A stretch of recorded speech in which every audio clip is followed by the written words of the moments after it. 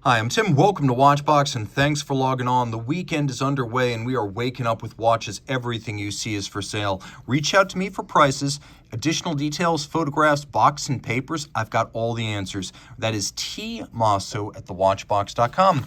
We're always looking to build inventory, though. We buy, trade, and sell. To do any of the three, reach out to me. We will buy your entire collection. We pay cash. We pay fast. No upper limit on value paid. And if you want to trade, we can often offer the best value for your watch on a trade. So trade up to a new flame.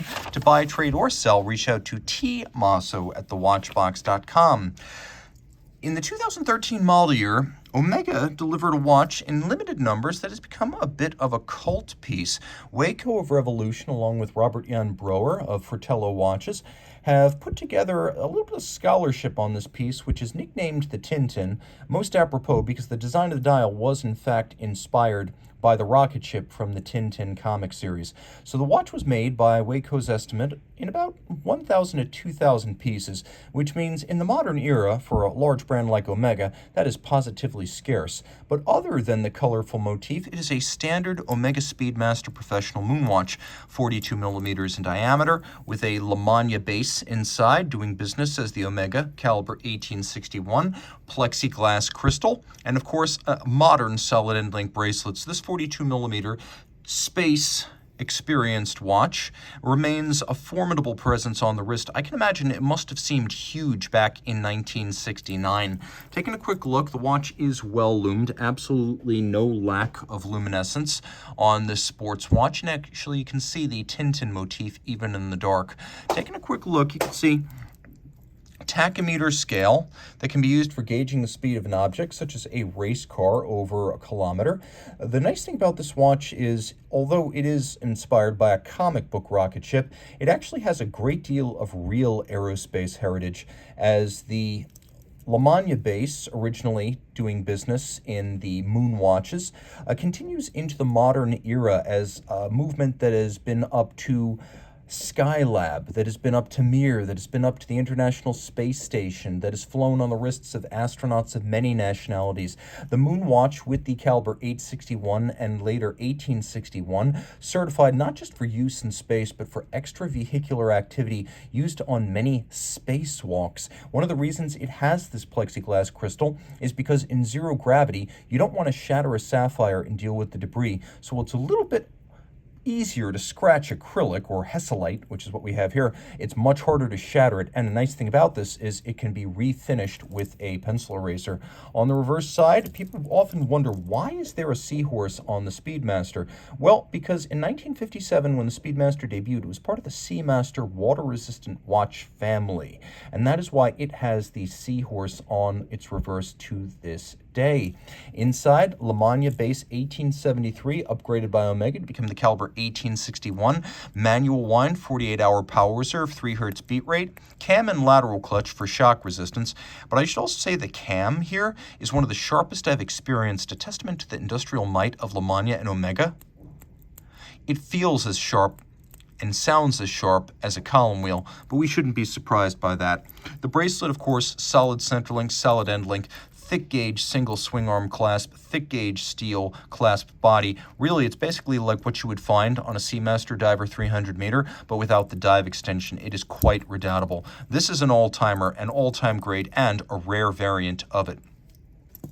Now, here's something that's going to scorch your retinas and burn its way into your heart. This is the unbelievable turquoise dial, Eastern Arabic numeral, Gerard Perego Laureato 42 Middle East edition. I don't know how many were made because it's not a numbered edition. I do know it was only offered in certain markets like Indonesia, Singapore, Malaysia, the Middle East, Brunei, and a handful of others. Eastern Arabic numerals and the historically significant turquoise color for both the dial and the date disc. Now you can see these are polished and lustrous numerals. The dial has a wonderful pyramide clou de Paris, which creates a wonderful shading as you move it. It's dynamic. One side will always be shaded dark, the other side will always catch the light. 42 millimeters in diameter and only 10.9 millimeters thick. It is quite thin for an automatic winding 100-meter water-resistant watch. Throw it on the wrist, it looks fantastic. This would be be my choice among mainstream integrated bracelet sports watches today. That is a real turquoise dial. Taking a quick look, you can see how flat it is. It easily fits underneath the cuff. And the Laureato has street cred. Originally launched in 1975, it was one of the original mid-70s integrated bracelet steel sports watches. This one, though, perhaps more interested to watch cognoscenti than the original, because the original, the 4266, was a quartz watch. This is very much mechanical, and it gives you the more deluxe and premium of the two GP automatic movement families. This is the 1800. The 3300 is 26.2 millimeters in diameter. This one is over 30 millimeters in diameter, so it better fills the case back. Also, the 3300 only has a 46-hour power reserve. This is 54. You can see it is beautifully designed. The architecture is impressive with a lovely symmetrical bridge for the mainspring barrel. You can also see black polish on the ratchet wheel, solarization on the barrel, mile-wide mirrored ungulage on the edge of the rotor, as well as on the edges of the bridges themselves. Beautifully finished, likely by hand with a handheld milling tool.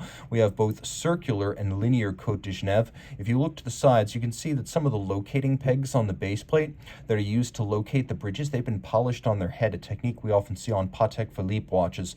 And then we have black polished screw heads. We'll turn one more time so you can see the opposite side.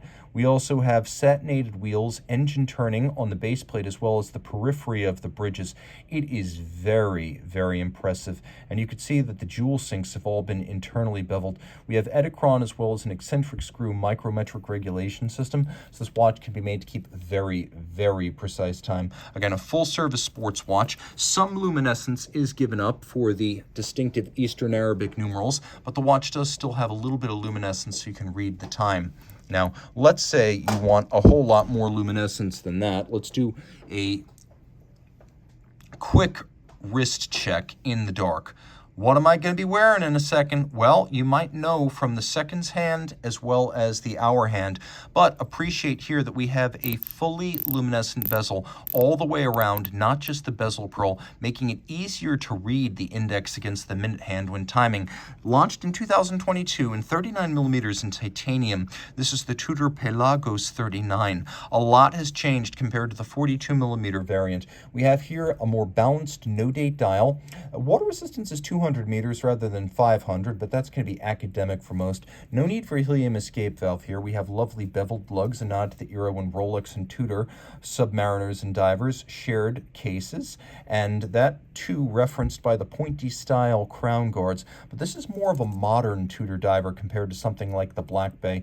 You can see, in contrast with the other Pelagos models, we have a radial grain across the ceramic insert within the bezel. Let's hear the click. Quite vocal, and it includes the new T-fit clasp. So let me show you what I mean. First of all, ceramic spring-loaded pin snaps used internally to ensure that the tolerances of this clasp remain crisp over time.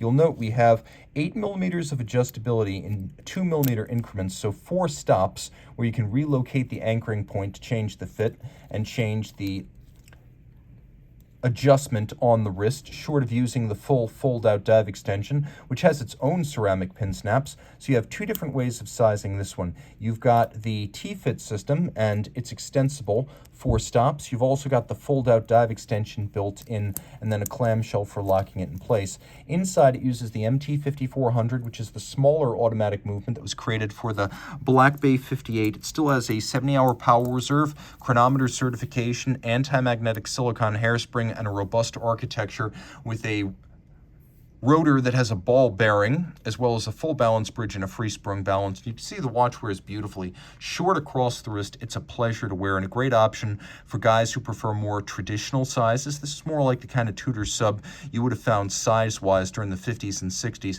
It's also a great option for our lady collectors out there who want something they can wear all the time. And it's great that the watch, being as light as it is also compact. Close your eyes, you can almost forget it's on your wrist. And despite being titanium, the bracelet is sized with screws and not pin sleeves.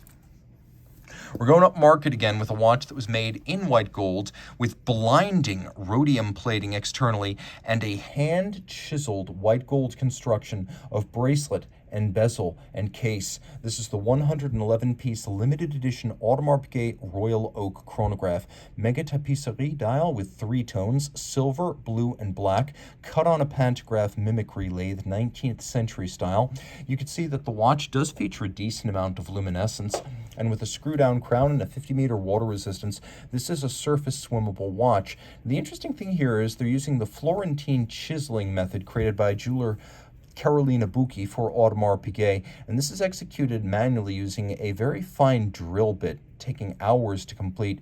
You can also see that the traditional finish is intact, completed around the periphery of the chiseling. You can see we still have the polished ends to the intermediate links between the links. You can see that the outer faces are still vertically satinated, and we still have the shoulder bevel that runs down from the edge of the case across the shoulders of the links. The finishing here is world class, requiring hours more than the standard Audemars Piguet Royal Oak on a full bracelet, which is already a taxing 9 to 15 hour finishing job. With this variant, it is more. With a solid case back, a massively built bracelet and clasp, this feels eyes closed like a much bigger watch. Now you can see it's flat enough so it'll fit underneath the cuff, no problems there. I'd recommend it for a wrist of 15 centimeters circumference or larger because it is quite broad across the wrist, but it sits securely and comfortably on my wrist. We have what look like they might be screw-down chronograph pushers, but they're actually shoulders to prevent shearing. So you can operate this chronograph without having to screw the shoulder in or out. Vertical clutch, column wheel, automatic winding, high horology caliber F. Piguet, Frederic Piguet, 1185 inside here. It is a ultra-thin integrated column wheel vertical clutch automatic chronograph movement, originally created by Frederic Piguet for Blancpain. And although you cannot see it inside this watch, I can attest to its fine finish and high degree of regulation. This is a high horology movement in one fascinating and blindingly bright high horology watch. Got another loom shot for you. This one a little bit unconventional. 3 hands loomed, but it's not the hands. It is the dial of this watch that stuns.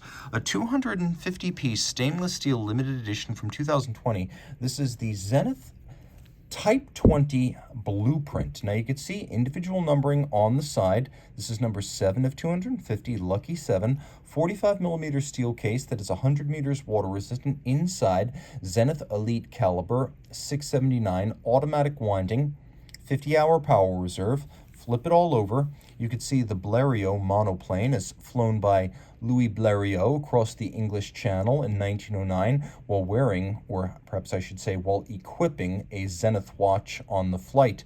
Now you can see back on the dial side, this recreates the blueprint used for crafting the standard Type 20 dial. And you can also appreciate that it has 2 different levels. There is the actual blueprint level, which is the base, and then above that, there's the printing on a sapphire that includes the chapter ring for the seconds and minutes, and then the actual numerals. This dial with superb depth. We have here a wonderful vintage-inspired strap that features a combination of aircraft attire-like fixtures. They're purely ornamental, but these are the kind of snaps historically you would have seen on the leather gear of pilots in the first quarter of the 20th century. You can see it's a wonderful Zenith strap that features rubber on the bottom, a wonderfully supple calfskin on the top, and then a quick release system that allows you to relatively rapidly and easily swap off the strap. And I really like this because what Zenith has done here, a little bit like IWC recently on the pilot watches, they've created a standard lug that uses a standard-sized spring bar while allowing you to use the factory quick-release strap if you like, but not forcing you to use a proprietary strap the way many previous IWC, Hublot, and Audemars Piguet watches that have quick releases have forced you to buy the company's strap. Here's a conventional spring bar, and the quick-release strap attaches to that. I can use it as the owner of the watch, but I don't have to. If I wish, I can get any standard-sized strap and I can just fit it. So I keep my options open while still enjoying the flexibility and ease of a quick release system. A really cool watch. Large is the look. It's not designed to look proportional. So even though it's a huge watch at 45 millimeters and broad across the wrist, I would still wear this and enjoy it. Again, it's a vintage pilot's watch. It's harkened back to the era when pilot's watches were always fitted with pocket watch movements. So big is the look. I recommend it for a wrist as small as 16 centimeters circumference. Now here's something pretty cool. I had my doubts about the Gerard Perego Aston Martin tie-up. JLC set the mark for what a car-themed watch should look like with the 2004 to 2014 Amvox series. Not co-branded, but a unique series of watches that did not share their designs or architecture with anything else in the JLC catalog. There was a brief fling between Aston and Tag.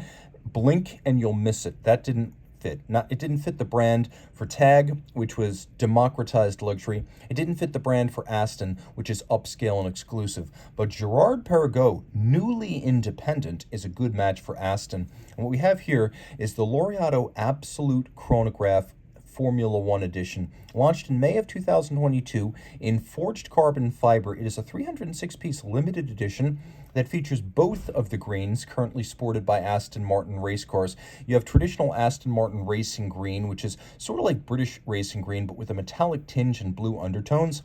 Then you have this electric green that you'll often find on Aston Martin's endurance racing sports cars like the V8 Vantages that compete at Le Mans and in the FIA. So we have both of those. We have a cross-hatched pattern on the dial. We have 100 meters of water resistance. We have plenty of luminescence for those 24-hour races. And then we've got a Gerard Perego automatic chronograph base. This is the 3300 with a modular chronograph on top and the Aston Martin Formula One team logo on the back. Aston Martin Formula One having a good year this year, a contender despite not being Ferrari, McLaren, or Mercedes-Benz or Red Bull. Aston Martin always an underdog and frequently successful, often scoring points in Formula One, occasionally hitting the podium. And of course, they have their famed 1951 Le Mans win overall with Carroll Shelby and Roy Salvadori. So a great racing heritage for Aston. This watch feels like it belongs. Now, they shredded one of the 2021 Aston Martin F1 cars, or at least part of it, to create this case. The carbon fiber and resin has been mixed with a little bit of titanium. So you can see there's a metallic tinge in this material. Look carefully and you'll also see little flakes of Aston Martin racing green that were on the original carbon fiber panels that were shredded. And then of course the titanium give it a much more overt metallic luster that you rarely see in carbon fiber from other brands. Now taking a quick look at the buckle, you can see it is a blackened titanium here, but it's got a feature that is wonderfully useful. If you look internally, you can see that the actual pin that anchors the strap has a push-button slider for incremental sizing and adjustment. That's a really nice feature to have that allows you to get the perfect fit. What appears like it might be textile on top of rubber is actually a really clever but somewhat puzzling embossing process that makes rubber look like textile. Why go through all the trouble to make rubber look like textile rather than just using a textile weave? I'm not sure, but the watch stands out as different because of it. So we have our twin element carbon fiber, both carbon and titanium for this forged case. It's less than 15 millimeters thick, which makes it surprisingly wearable.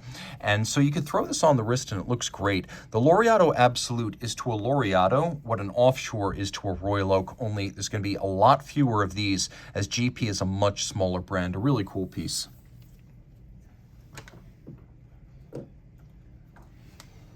FP Journe started in 1999 with one watch, the Tourbillon Souverain, better known in its initial iterations as the Tourbillon Remontoir. Well, formally, FP Journe is a man. Montre Journe is the brand that bears his name. And that's exactly what we have right here in early Series 3 Tourbillon Remontoir. Now, you know that it is a Series 3 because we don't see a souscription 20-piece numbering on the dial. And we know it's not a Series 2 because it doesn't feature a rounded Remontoir cock. But we do have the large dial side bolts, which means it's a Series 3. They would become smaller for the Series 4, and then the ruthenium obviously is a different color and a different case size. So this is 38 millimeters in rose gold. You can see it has a lovely and lustrous dial. Power reserve indicator up at the top, the vertical power reserve indicator along with the open remontoir aperture. Often how you tell these apart at a glance from the later Tourbillon Souverain. Now the watch was a world premiere when it debuted in 1999, because we'll talk about 2000 in a second, but when the first came out, because it was the first pairing in series of a tourbillon with a remontoir constant force device. Journe built a prototype of this back in 1991, and he had a few years to think about it and refine the concept before he launched his brand. Now you can see that the tourbillon here is a filigree wire style. It's a 1-minute tourbillon beating away at 3 Hz, free sprung with an overcoil hairspring. That overcoil hairspring is an infrequent refinement on Journe watches.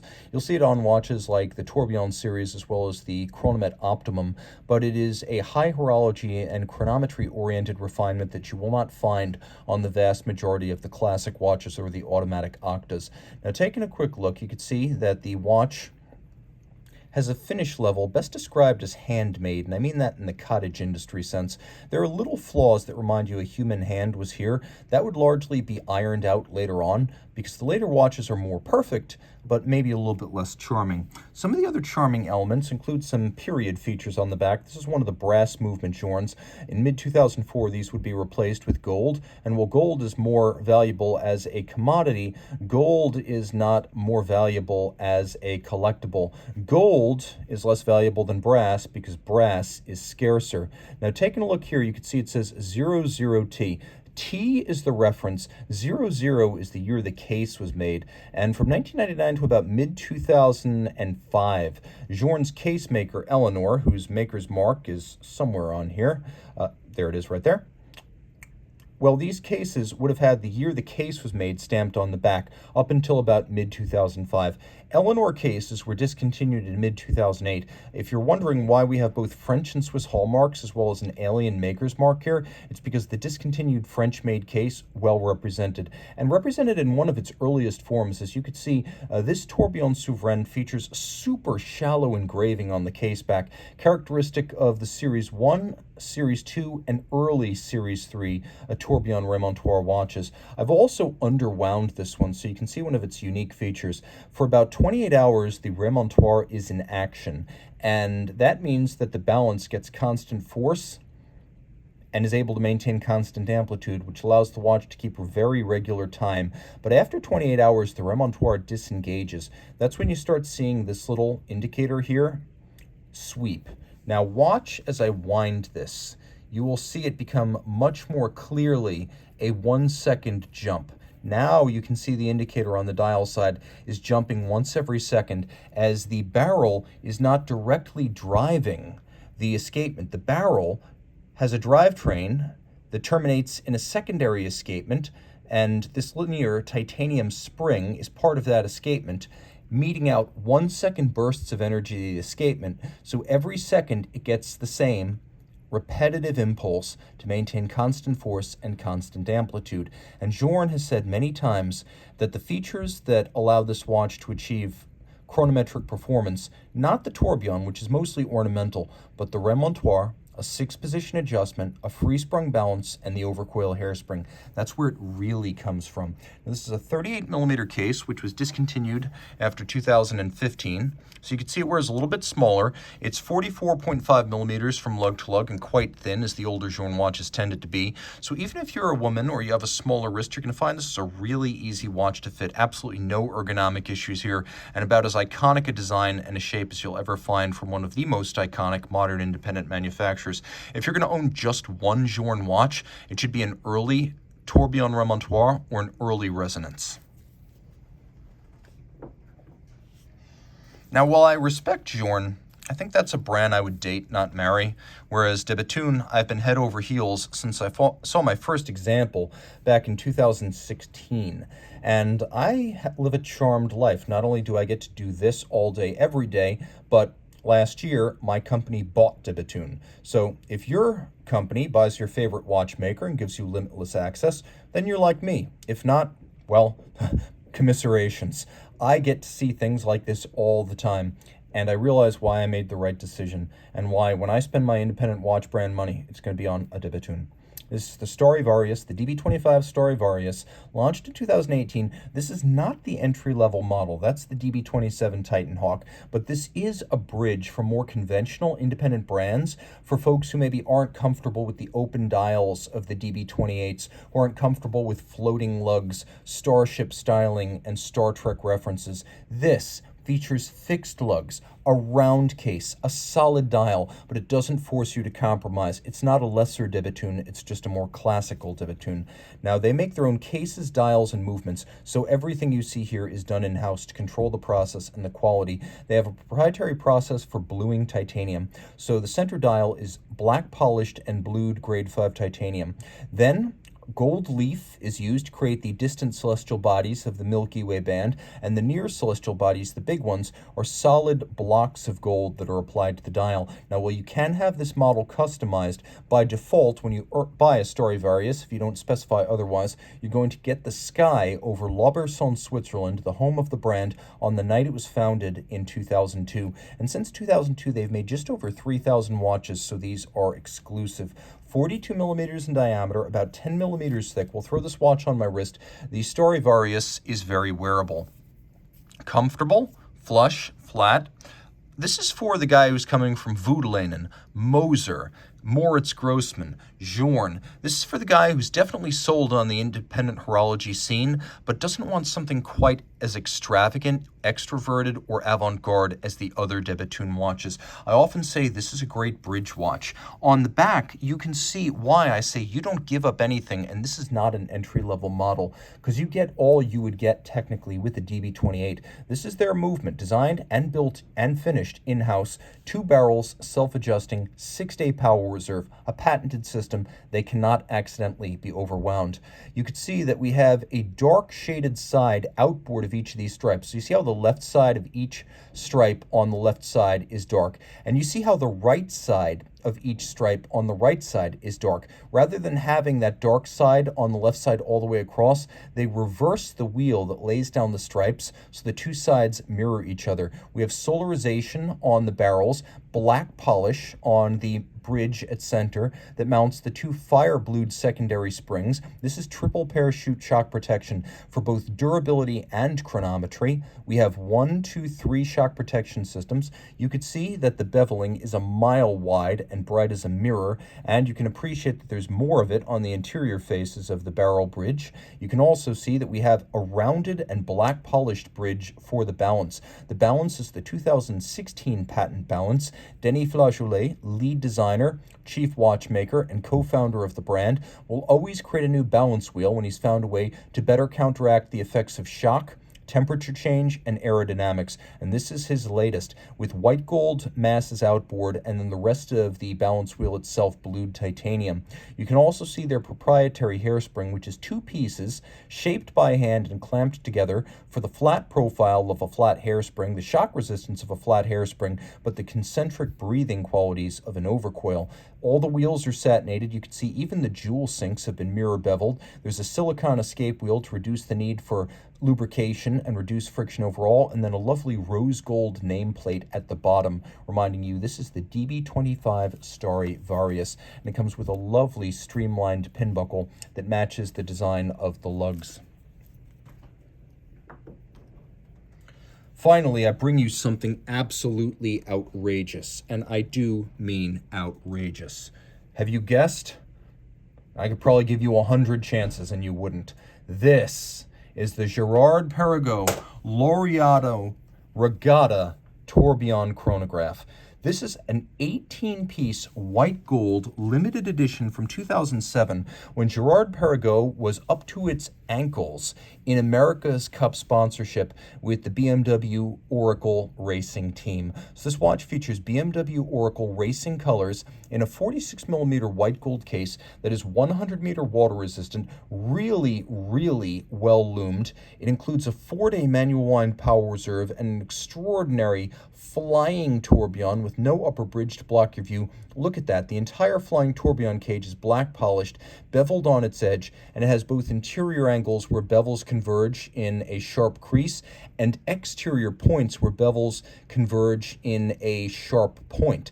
It's got blue screws. It's got black screws. It's got a case that's made of sapphire and rubber and white gold and a dial made of carbon fiber to remind you that this material is commonly used on America's Cup yachts. Now you can see right here, there is a countdown timer for folks who are into regatta. So 2 guns, one to start a 10-minute countdown. So we have 5 minutes until the second gun, and then we have clearly marked 5, 4, 3, 2, 1. So a 10-minute countdown in 2 segments, and then we have a 60-minute chronograph register that also features the twin segment 10-minute countdown, but then also minutes beyond to time the actual match. Flip it over, things get even more intense. This is a shot across the bow of the Audemars Gate Royal Oak Concept Series, and frankly, it's finished as well as anything from APRP. The inner bevels, the outer bevels, and I should say they're really quite impressive. We have steel components that are finished to the same standard as brass. We have beveling, satination, media blasting, engine turning, black polishing, all of it